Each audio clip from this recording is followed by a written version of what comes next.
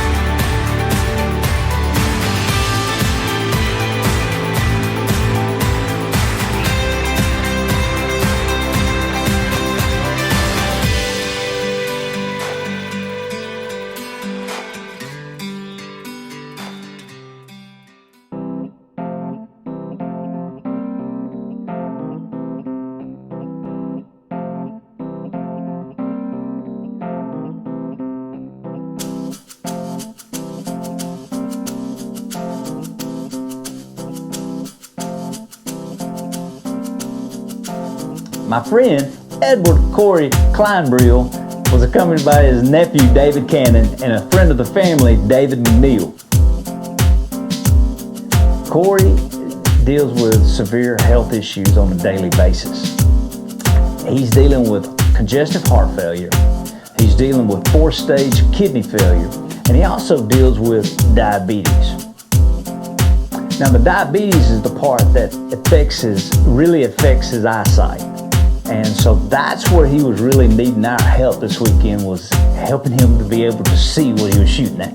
Now, one of my favorite little gizmos or gadgets that we use at Hope Outdoors is called the Best Sight Outdoor Video Scope. We get them on Amazon for about anywhere from 120 to 180 bucks. And I wish they were American made. I think Americans sell them, but they're straight from China. But for the money's worth, they do fine for what we use them for. Now, they are night vision. We don't use them at night, but it does help us to help the person to be able to see. And not only do they get to see, but we get to see to make sure they're aiming at what they're supposed to be.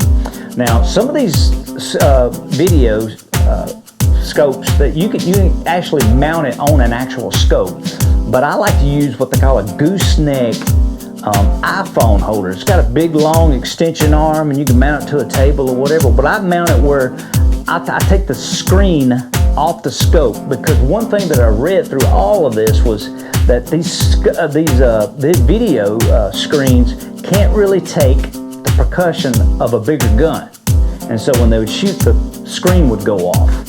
And sometimes it wouldn't come back on. So what I did, I like to put on that gooseneck, and I put the gooseneck right up there close to the scope where they can see exactly what they're aiming at, but it also helps me to see what they're aiming at. First morning we were set up, we had our gizmo and everything set up. We were looking, it was kind of a cool scenery. We were on the banks of a pond, and we were looking across the pond to a food plot. Now, we were shooting over water. It was pretty cool, but the setup was perfect. There was no way the deer could come behind you. The wind was perfect. There was no way they could smell you, and we could see them. And we were in a blind that had been there for a while, and so it was one of those things, they never knew that we were there. We had started seeing a few deer move around, but nothing he wanted to shoot yet. He's waiting on him a buck. And finally we had some does come in. We had a small buck come in, a little half-rack buck. And anyway, we were going to get on him, but he ended up slipping away from us as does came in, and we watched the does. It's one of those things that I think a friend named Daniel Turner down in South Alabama, or Chatham, Alabama chapter, he coined it. Because every time something screwed up, you'd come back, so what happened? And you always say, so what happened was, we had a so what happened was moment when we were in that blind, because the screen started flickering on the video scope and went off. The batteries went dead. On my defense, I didn't know we were gonna have to use the scope thing till that morning. I thought he had his own thing. And when we got there that morning, they asked me, said, do you have something we can put on the scope? I said, yes. And I never thought, I didn't charge the batteries up last night because I didn't know I was gonna use it. Batteries went dead. I had an extra set of batteries, but these batteries wouldn't work. And for some reason, we couldn't get it to turn on. So what happened was we had to do it the old-fashioned way. Take it off and hopefully Cory could find them. And he tried his best to find the deer through the scope, but he never would just feel real comfortable about making the shot. So we watched these does.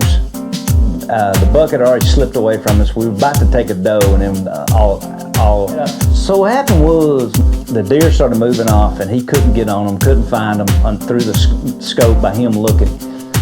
We just chose to allow the deer to walk off and go bed, and we said we'll get them this evening with a fully charged batteries. So we made it back. We got the batteries charged, and we went back. So here's our game plan for today. We're gonna kill a deer. Yeah. Cory's gonna kill the deer. We he hadn't killed a deer in what, 15 years? 12. Wait, hold. Let me ask. Do I need to ask David how many years it's been? David. How many years it's been since he killed a deer? Well, I was in Savannah for 11 years, about 13 years. 13. All right, so it's getting longer and longer next time. Yeah. It'll be 15 tonight. Anyway, so our game plan is first brown nose that sticks his comes out in that field gonna get shot. That's gonna be laying down there waiting for the buck to come out. We're gonna shoot it.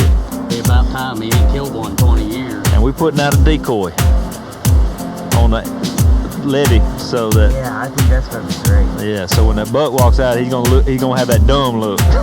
All them men have when they look at that lady on the banks of a river.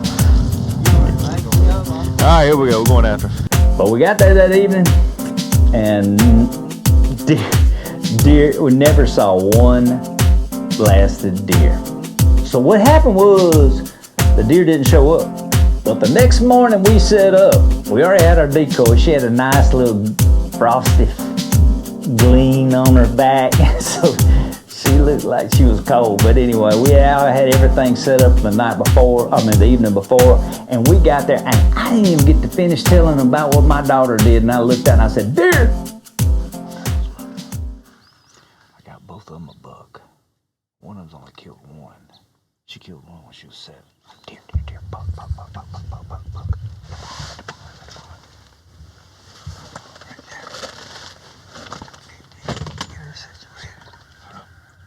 It's a good deer, too. Let me get on him. Are you on him? You ready? I'm gonna make him stop. Hold on. I'm on him. Bust him. You got it. You hammered that boy. Oh, man. Listen. And he's down. Are you kidding me? He's down, baby. He's down. What do you think? I Hey, didn't even check. what do you think? What do you think? We got it, buddy. Hey. We got it. Good, proud of What do you think? I didn't even see him. You did. You seen him. I don't understand how he came under that fence. He under the fence. He went under the fence. I Yes. What do you think? The Lord answered our prayers. Hey, We got a big one. what do you think?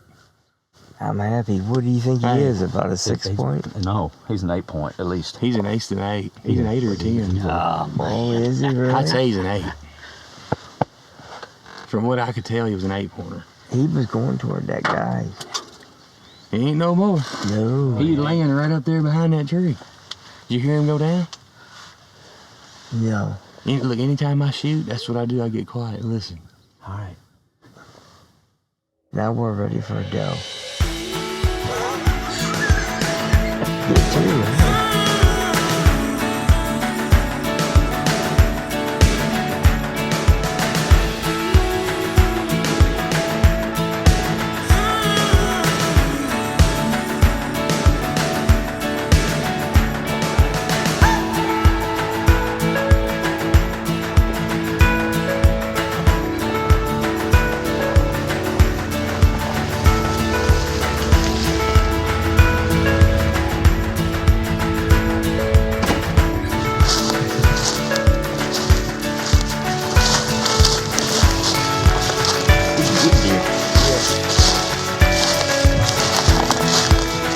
7. We broke on. Yeah.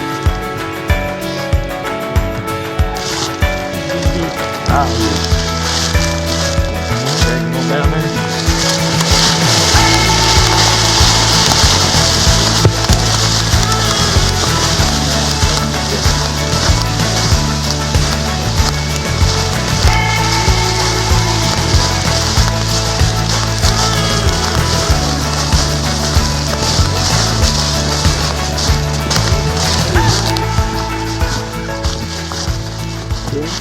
He's a big one too.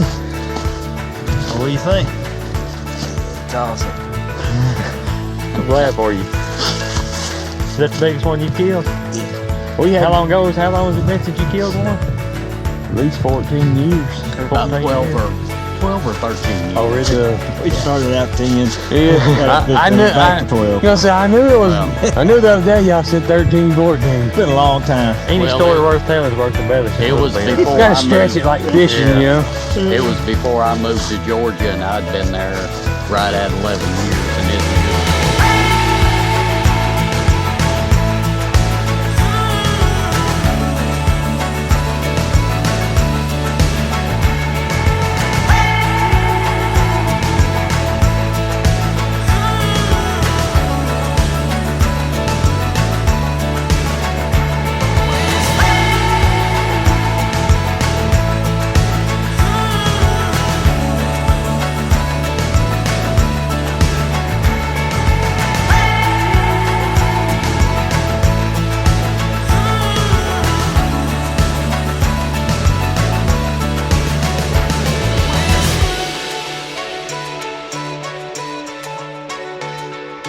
Y'all be sure to check out our other videos on our YouTube channel.